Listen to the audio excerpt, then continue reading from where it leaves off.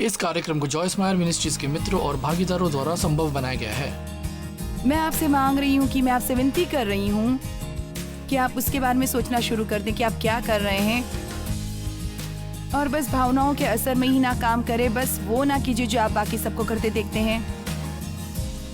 अपने हृदय के पीछे जाएं, पवित्र आत्मा की अगुवाई पाएं।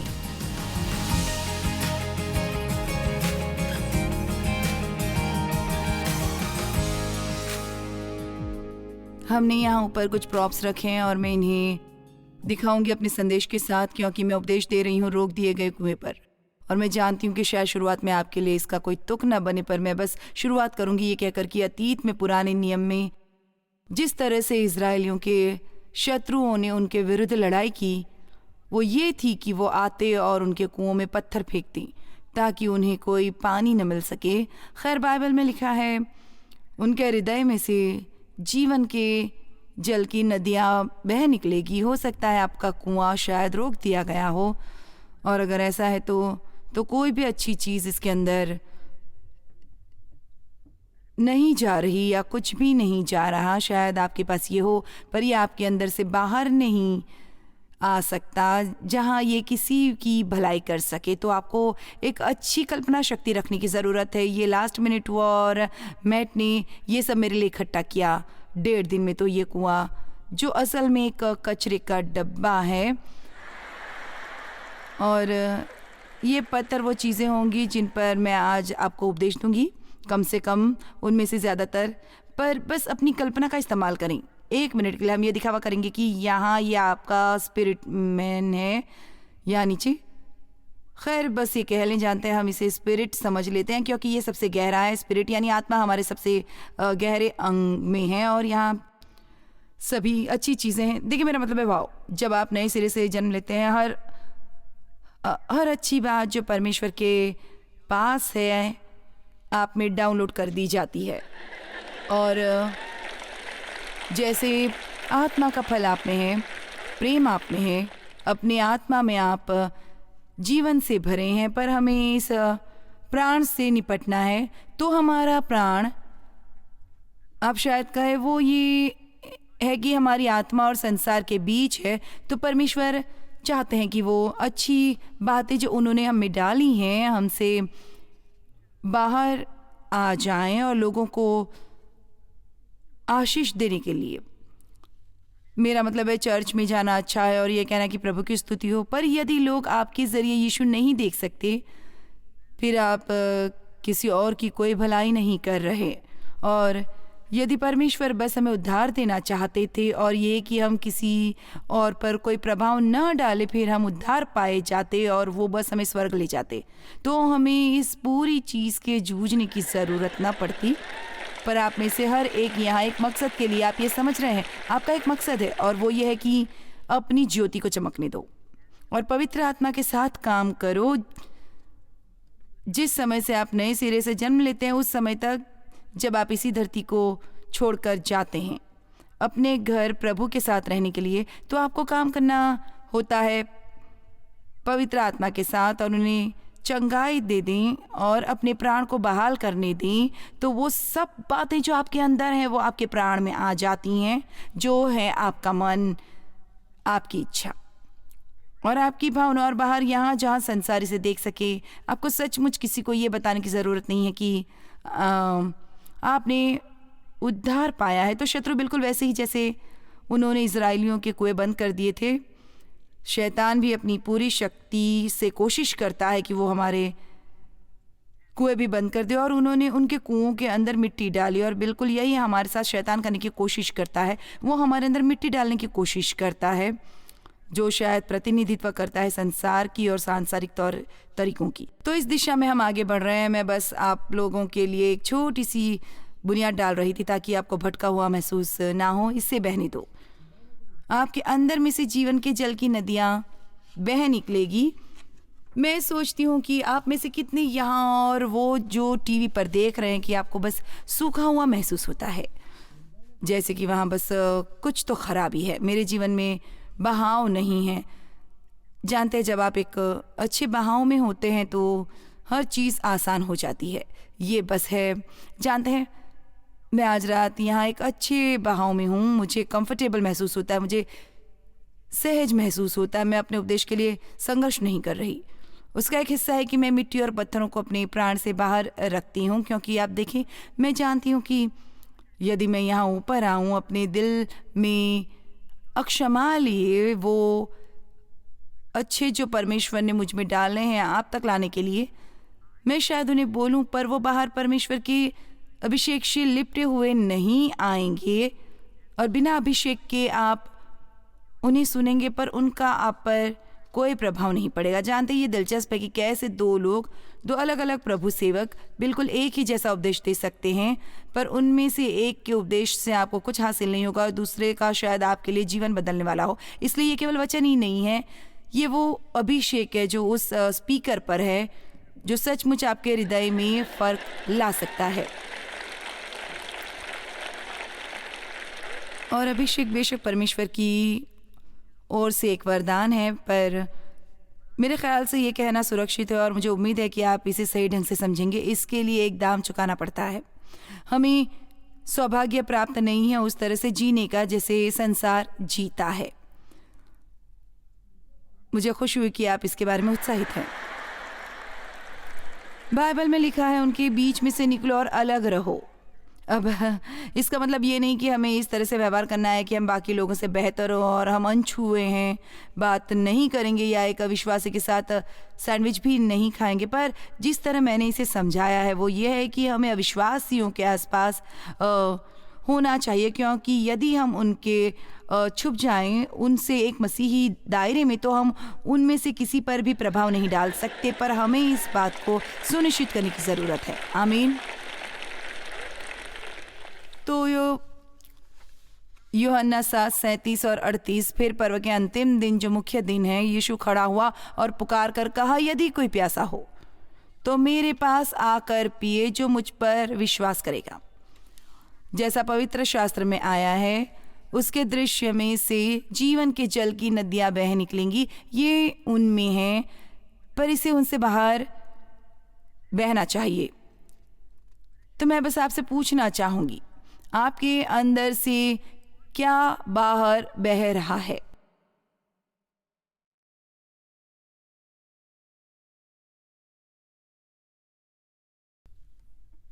क्या ये जीवित है? क्या ये मुर्दा है?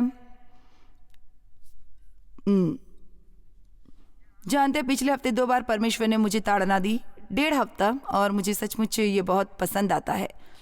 मुझे ये बहुत पसंद आता है जो परमेश्वर मुझे दिखाते हैं, जो मैं गलत कर रही हूँ।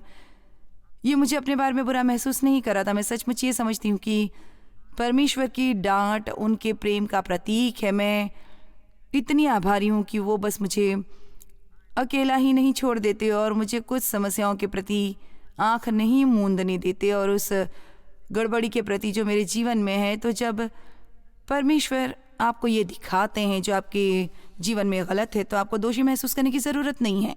आपको बस उनसे सहमत होने की ज़रूरत है। उनका धन्यवाद करें आपको ये दिखाने के लिए। उनसे मांगे कि वो इसे बदलने में आपकी मदद करें, क्योंकि उनके बिना आप इसे नहीं बदल सकते। आमीन। और अगर आप फिर से गिरते हैं, आप उठिए और फिर से कोशिश कीजिए, और यदि आप फिर से गिर जाते हैं, आप उठिए और फिर से कोशिश कीजिए। और जब परमेश्वर आपके हृदय की ईमानदारी को देखते हैं तो वो आपकी मदद करेंगे। तो मुझे परमेश्वर ने डांटा आलोचना करने के लिए, लोगों के बारे में आलोचनात्मक तरीके से बात करने के लिए, सभी लोगों को नहीं, पर जानते हैं हमारे पास कुछ खास लोग हैं जिनके सामने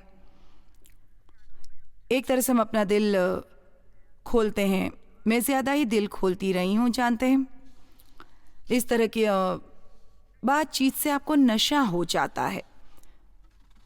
शायद हो सकता है आप वहाँ जाना भी न चाहते हो, पर आपको उनका नशा हो जाता है। तो मैंने उसे स्वीकार किया और मैं कुछ अच्छे बदलाव करती रही हूँ।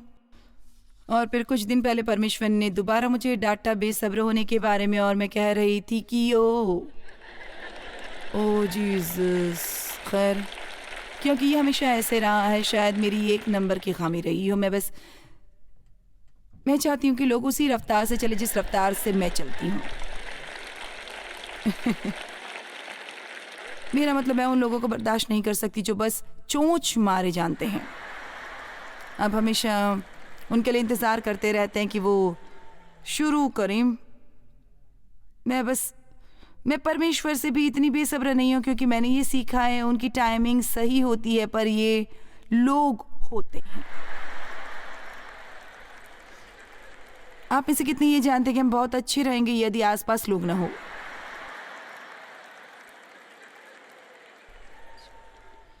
जॉन ऑटबर्ग ने अभी एक किताब लिखी जिसका नाम है मैं तुम्हें और ज़्यादा पसंद करूँगा अगर तुम और ज़्यादा मेरी तरह। और परमेश्वर चाहते कि हम लोगों के साथ धीरज रखें, और धीरज रखें उनकी खामियों और कमज़ोरियों के साथ।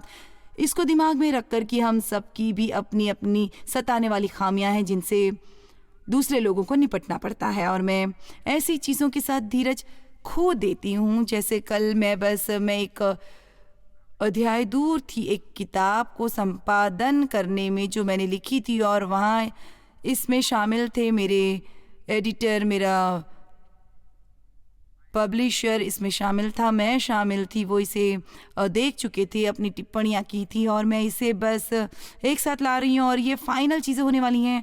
और वहाँ 25 अध्याय हैं जिनमें मैं लगी हुई थी। मैंने अध्याय 24 ख़त्म कर लिया था, और मुझे कुछ देर रुकना पड़ा क्योंकि कोई मेरे घर आ रहा था। और जब मैं वापस गई तो मेरे सब चेंजेस गायब हो गए थे। अब आप जानते हैं इस चीज़ से आपको बहुत कोफ्त होती है यदि आप एक राइटर हैं। आप बस कहते हैं मैं इस टेक्नोलॉजी में इतनी माहिर नहीं हूँ, तो सचमुच मैं इससे सहम जाती हूँ, क्योंकि मुझे ये नहीं पता है कि उसे ठीक करने के लिए क्या करना है। तो मुझे किसी को बुलाना पड़ा जो जानता था पहले से कि मैं किस तरह से घर पर लिखती हूँ। तो एक तरह से मैं अपने टेस्ट में कल फेल हो गई। खैर, मैंने वो सब ठीक कर दिया। मेरा बेटा सचमुच एक अच्छा टेकी है, और वो आया और उसने वो फिक्स कर दिया। और मैंने उससे पूछा तुमने क्या किया? उसने कहा तुम नहीं चाहोगी कि मैं तुम्हें बताऊं, क्योंकि अगली बार जब ये होता है तो वैसे भी तुम मुझे इसे फिक्स करने के लिए बुलाओगी। तो आप में से कितने बेसब्र हो जाते हैं? ठीक है, क्या हम सब अपने उस सब टेक्नोलॉजी को पसंद करते हैं जो हमें सब कुछ से तेज़ी से उपलब्ध करा देती है? पर आप जानते हैं हम बेसब्रे हो सकते हैं अगर हमें एक जोन से 3 मिनट ड्राइव करना पड़े जहां हमारे पास अच्छा सेल फोन टावर न हो। मुझे पता नहीं कि क्या हो जाएगा अगर हमारे पास 2 या 3 दिन के लिए फ़ोन न हो। संसार शायद रुक जाएगा। तो हर चीज़ जो मेरे अंदर से बहती है वो परफेक्ट नहीं है, पर मुझे परमेश्वर चाहिए। मैं चाहती हूँ कि परमेश्वर मेरे साथ निपटते रहें, वो मुझे चीज़ें दिखाते रहें जिन्हें बदलने की मुझे ज़रूरत है। और ये उन चीज़ों में से एक है कि आप इस बारे में जानें कि आप मसीह में कौन हैं। जब आप जानते हैं कि मसीह में आप क्या हैं और जानते हैं कि परमेश्वर वो चीज़ें केवल आपके प्रेम के कारण ही आपको दिखाएंगे। ऐसा लिखा है प्रकाशित वाक्य और इब्रानियों में, प्रभु जिनसे प्रेम करता है उसकी ताड़ना भी करता है, तो वो केवल हमारी गलतियां ही बताते हैं। प्रकाशित वाक्य में लिखा है अपने उस बड़े प्रेम के कारण जिससे हम उनसे प्रेम किया करते हैं। और अक्सर मैंने सोचा है कि आप मुझे थोड़ा कम प्रेम कर सकते हो, बस थोड़ा सा कम। जब परमेश्वर आपको ऐसा कुछ दिखा दे तो आपको दोषी महसूस करने की ज़रूरत नहीं है। आप खुश हो सकते हैं क्योंकि आप जानते हैं कि वो केवल इसलिए ये कर रहे हैं क्योंकि वो आपसे प्रेम करते हैं, और ये कि ये आपकी मदद करेगा। चलिए भी, ये आपकी मदद करेगा और प्रसन्न और शांतिमय व्यक्ति बनने के लिए। तो आपके अंदर से क्या बह रहा है? भजन संहिता 46:4, एक नदी के जिसकी नहरों से परमेश्वर के नगर में अर्थात परम प्रधान के पवित्र निवास भवन में आनंद होता है। परमेश्वर उस नगर के बीच में है, वो कभी टलने का नहीं। पौ फटने ही परमेश्वर उसकी सहायता करता है। परमेश्वर अपनी कलीसिया के बीचों बीच रहता है और वह हर विश्वास के बीच रहता है व्यक्तिगत रूप से। ये सचमुच बिल्कुल समझ से परे है। मैं इसके बारे में सोचती हूँ और मैं जानती हूँ कि ये सच है, पर मेरे ख्याल से मैं कभी उस अनंत को समझ नहीं सकी कि इसका मतलब क्या है जब परमेश्वर कहते हैं कि वो हम में वास करने के लिए आए हैं, कि हम उनका घर है। कि आप इसे समझ सकते हैं? परमेश्वर आप में रहते हैं।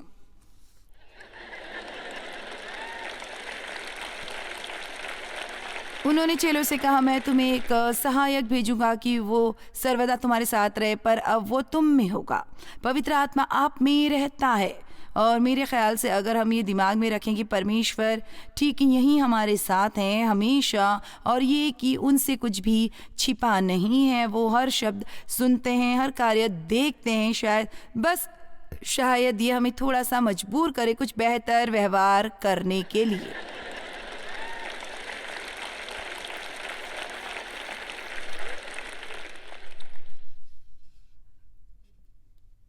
हाँ, उन्हें हमारे अंदर से बहना चाहिए, और जब वो ये करते हैं तो हमें खुशी मिलती है, वैसे ही दूसरों को भी। तो प्लीज़ अगर आप मेरे आसपास रहने वाले हैं तो मुझे प्रसन्न करें।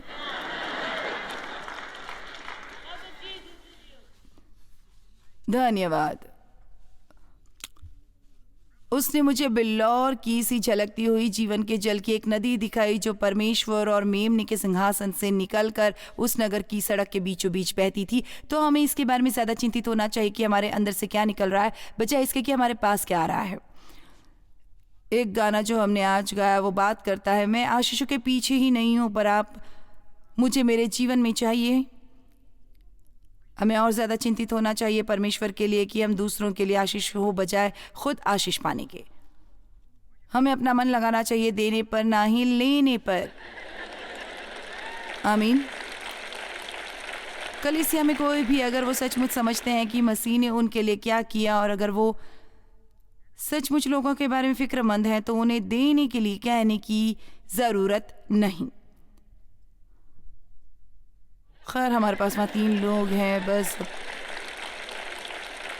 पैटी कैकिंग। जब आपको कोई सिखाता है देने पर, तो आपको चिल्लाना चाहिए और तालियां बजानी चाहिए और जय जयकार करनी चाहिए, क्योंकि मैं आपको बताऊंगी, दूसरों को देना जब तक कि वो लालच और खुदगर्जी आपसे छूट नहीं जाती, शायद आपको ये शुरू करना पड़े अपनी मर्जी से, पर आप एक ऐसे पॉइंट पर पहुंचेंगे जहां आपको देना बहुत पसंद आएगा और आप जगह देखेंगे जहां आप दे सकें। तो हमें प्रोत्साहन देना चाहिए, हमेशा इस तरह नहीं पेश आना चाहिए कि काश कोई मुझे प्रोत्साहन दे। आशीष देने पर फोकस करो, ना कि आशीष पाने पर। पैसा देने पर, ना कि पैसा पाने पर। स्तुति करने पर, ना कि कोई आपकी स्तुति करे इस पर। आमीन। उत्पत्ति 26:15। सो जितने कुओं को उसके पिता इब्राहिम के दासों ने इब्राहिम के जीते जी खोदा था, उनको पलिश्तियों ने मिट्टी से भर दिया। हम इसे बस धूल कहेंगे। हम आत्मिक रूप से मजबूत रहते हैं।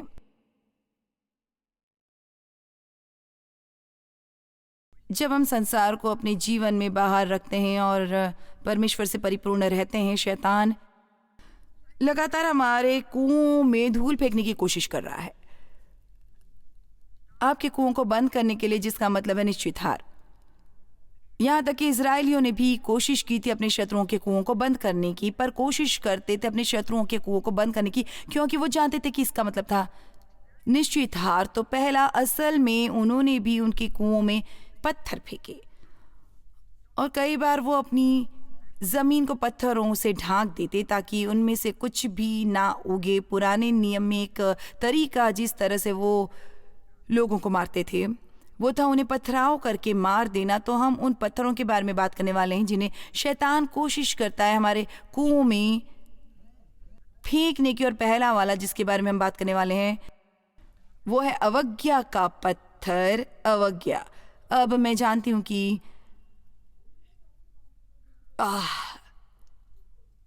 शायद आपको इसकी ज़रूरत न हो, पर शायद आप किसी और को इस अच्छे संदेश के बारे में बता सकते हैं।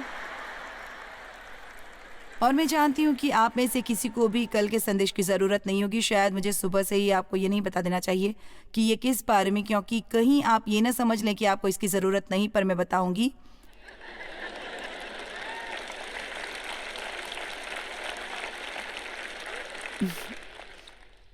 कल सुबह मैं स्वार्थ पर उपदेश देने वाली हूँ, और क्यों आप ही खुश और स्वार्थी नहीं रह सकते, तो जाइए उस हर स्वार्थी मसीह को ढूंढिए। तो चलिए आगे चलते हैं। शैतान हमें अवज्ञाकारी बताता है नदी बिना आज्ञाकारिता के नहीं बहती।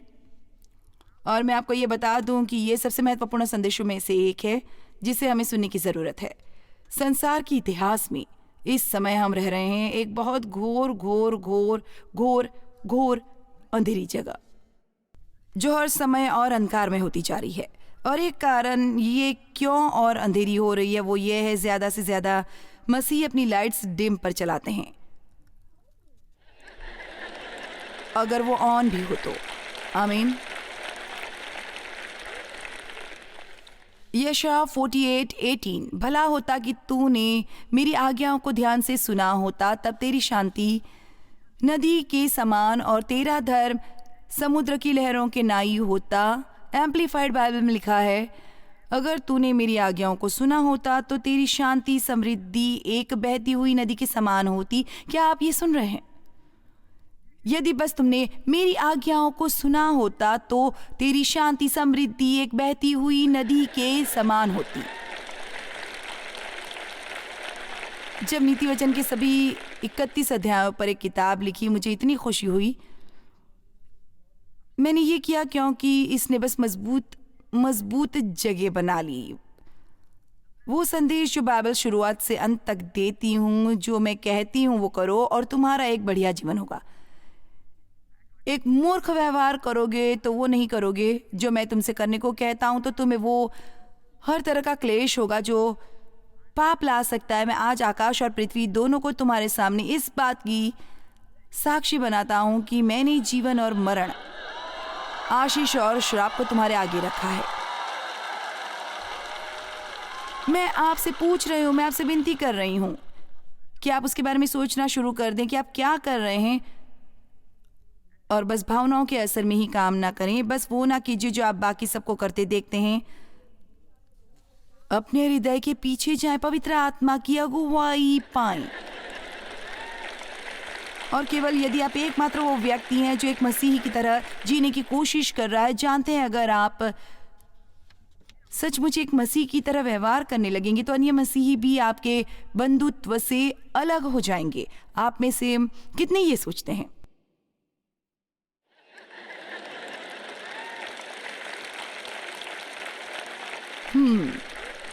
हम अपने दोस्तों को रखने के लिए बहुत ज्यादा समझौते करते हैं।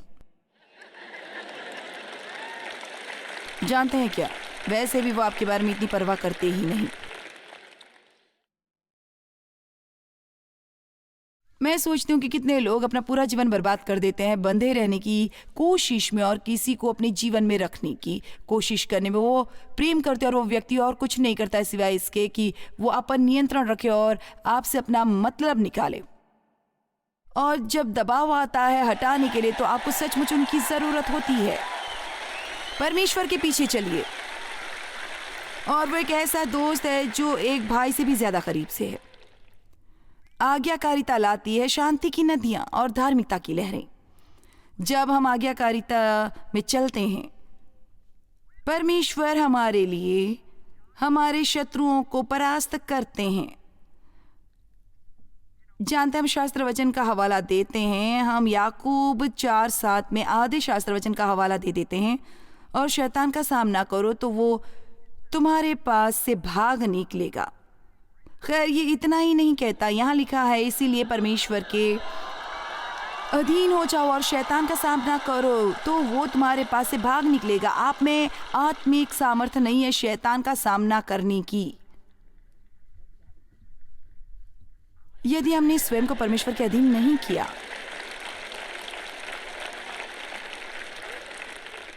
वहां से ही आपकी सामर्थ्य आती है। निर्गमन 23:22, और यदि तू सचमुच उनकी माने और जो कुछ मैं कहूं वो करे तो मैं तेरे शत्रुओं का शत्रु और तेरे द्रोहियों का द्रोही बनूंगा। वाओ, मैं चाहती कि परमेश्वर मेरे शत्रुओं के शत्रु बने। हम आशीषित होते हैं यदि हम आज्ञा मानते हैं, और हम आशीषित नहीं होते यदि हम नहीं मानते।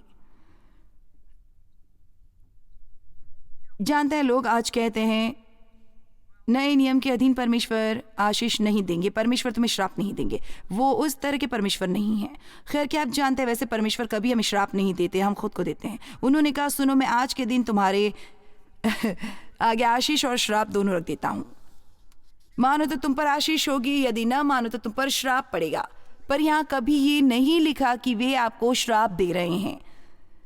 ये आपके चुनाव के ऊपर है, हम अपने ऊपर इसे लाते हैं। मैं ये नहीं कह रही कि हर बुरी बात जो आपके साथ होती है, हर मुसीबत जो आपके ऊपर आती है वो आपकी गलती है। ऐसा बिल्कुल भी नहीं है जो मैं कह रही हूँ। शैतान जीवित है और इस धरती पर भला चंगा है और वो बातें होती हैं।